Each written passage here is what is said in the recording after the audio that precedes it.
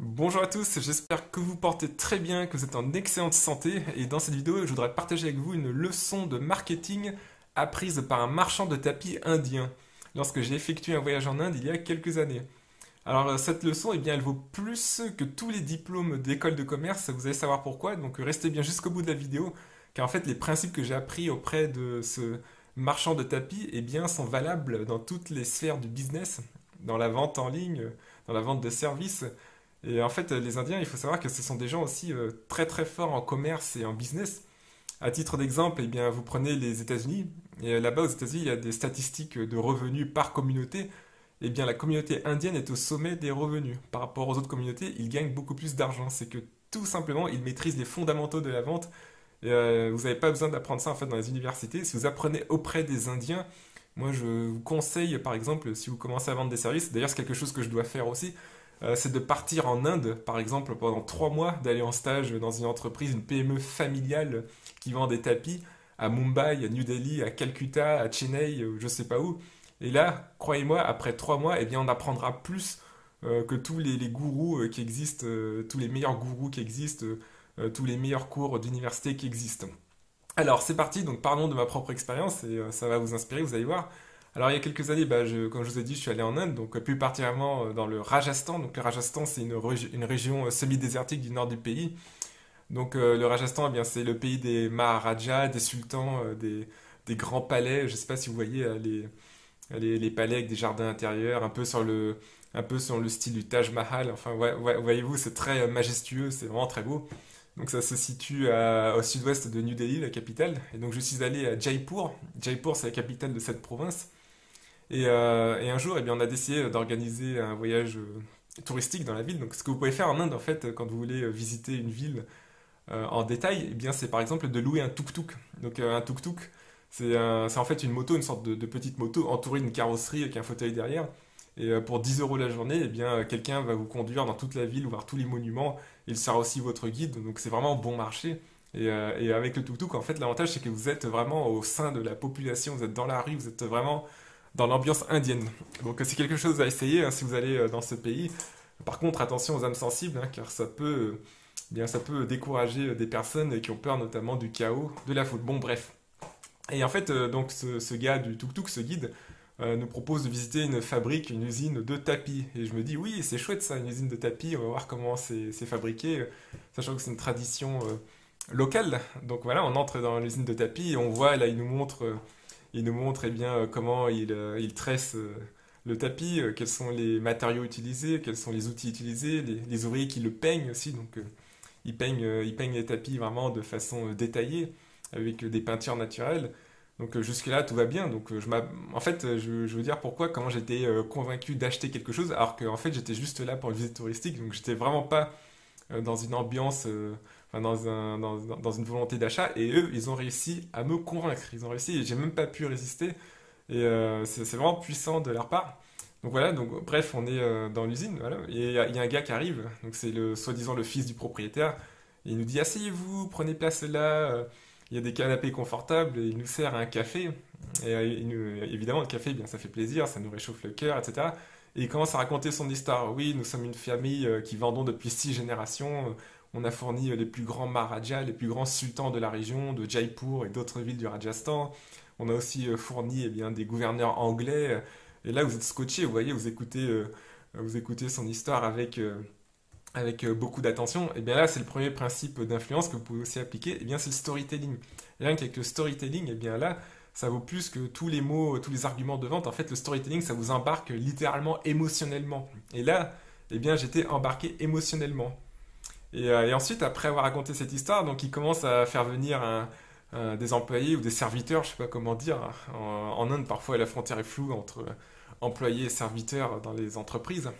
Et voilà, donc il demande à un gars de déployer des tapis vraiment très beaux, des choses vraiment dont j'ai pas besoin du tout. Vous êtes pas, si vous voyagez en Inde, vous n'êtes pas là pour amener un tapis de 50 kilos chez vous, à moins que vous soyez passionné par ça ou vous vouliez refaire la déco de votre maison. Donc son employé étale tout par terre. Et ensuite, tout d'un coup, le fils du propriétaire, il me propose, ouais, celui-là est très beau, je vous le propose pour 500 euros, ou 500 ou 600, et ça me paraissait très cher. Je dis, non, non, surtout pas. Enfin, je peux pas payer ça, j'en ai pas besoin, en plus c'est un tapis. Et il a tout de suite compris, donc après il est revenu avec un assortiment de foulards.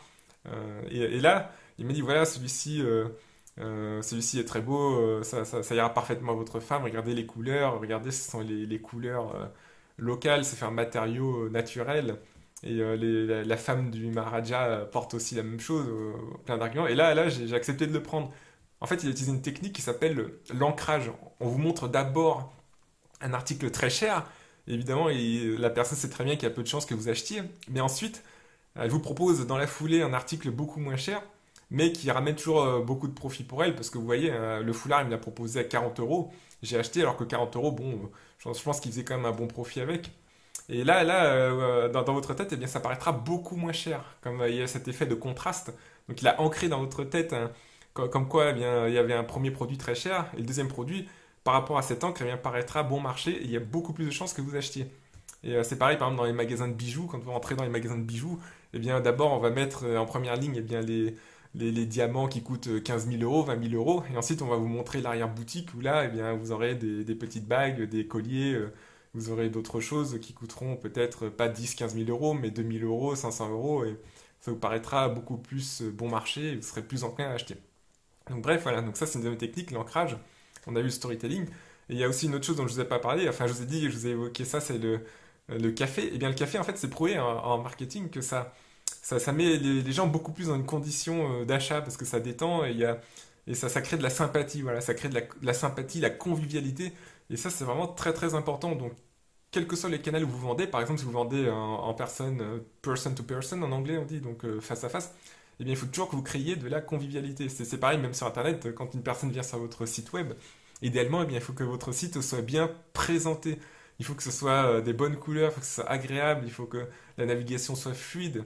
Il faut aussi qu'il y ait la notion de sympathie. Je ne sais pas si vous connaissez, vous avez le principe SONCAS, S-O-N-C-A-S. Donc pour avoir plus de chances de vendre, il faut intégrer de la sympathie. Donc ça c'est le S de SONCAS.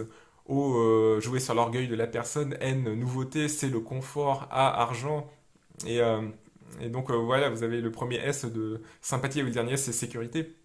Donc là, justement, avec le café, il joue sur la sympathie. Et même, ça a été prouvé par des experts, par des chercheurs, que si on vous sert un petit café, donc ça coûte rien, franchement, pour le magasin. Un café, c'est quoi? Vous achetez une machine à café, vous achetez du café moulu qui coûte peut-être quelques euros le kilo. Surtout qu'en Inde, ils produisent ça localement. Et vous êtes traité vraiment comme un roi. Vous voyez, ils ont vraiment le sens du client, c'est vraiment client-oriented. Donc voilà, le café plus le storytelling plus l'effet d'ancrage, eh bien là, vous ne pouvez pas résister. Et puis aussi, ils ont appliqué un autre principe, c'est le principe de referral, donc c'est-à-dire l'affiliation. Le chauffeur, enfin le guide touristique qui nous a emmené dans la ville, eh bien tout simplement, il nous a référé aux vendeurs. Donc il nous a référé aux vendeurs de tapis. Donc pour trouver ses clients, comme ça, eh bien il fait appel à un réseau de guides touristiques comme ça qui rabattent les touristes dans le cadre d'une visite touristique. Et justement, on en vient encore à un autre principe d'influence, c'est la technique de l'ancrage. En fait, qu'est-ce qui s'est passé? Alors, pas de l'ancrage, je veux dire de hook en anglais, de l'accroche, voilà. Accroche, excusez-moi, parfois je confonds un peu l'anglais et le français parce qu'en fait, dans le marketing, dans les ventes, on lit beaucoup de livres en anglais, donc du coup, c'est le vocabulaire anglais qui vient en tête. Et donc, l'accroche. Donc, si le guide avait dit oui, je vais vous montrer un magasin de tapis, vous pouvez acheter là, et bien là, on se serait braqué, on se serait dit non, non, c'est pas, je suis pas dans une tête pour l'achat, moi je veux juste visiter, je veux me balader, je veux voir le Monsoon Palace, je veux voir le Water Palace, bon ça c'est des noms de monuments à Jaipur, mais par contre ils ont été plus subtils que ça, ils ont dit voilà vous allez visiter une usine, ah ouais une usine c'est sympa, c'est folklorique, c'est local, et, ouais, et là vous êtes dans une bonne humeur, donc vous vous dites je vais voir comment ça fonctionne, quel est l'artisanat local, mais il n'y a aucun engagement, et ça eh bien c'est l'accroche, c'est pareil. Par exemple, quand vous vendez quelque chose, eh bien, il faut accrocher d'autres personnes. Si vous avez une offre à 500 euros, à 1000 euros, si vous dites à la première personne venue, bah, achetez ça à 500 euros, en général, les gens vont refuser.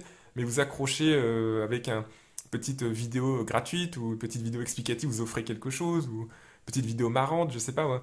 Vous montrez quelque chose qui fait que les gens, eh bien, les gens se sentent bien, les gens passent du bon temps, et ensuite libre à eux, eh bien, de continuer dans le processus d'achat. Donc après, c'est à vous, justement, petit à petit, d'introduire des éléments pour que la personne aille vers l'achat. C'est ce qu'ils ont fait. Donc, il y a eu l'affiliation, l'accroche, il y a eu la sympathie avec le café, Il y a eu l'ancrage du prix, donc la comparaison des prix entre le prix très cher et le prix pas cher du foulard, donc le tapis très cher et le foulard bon marché.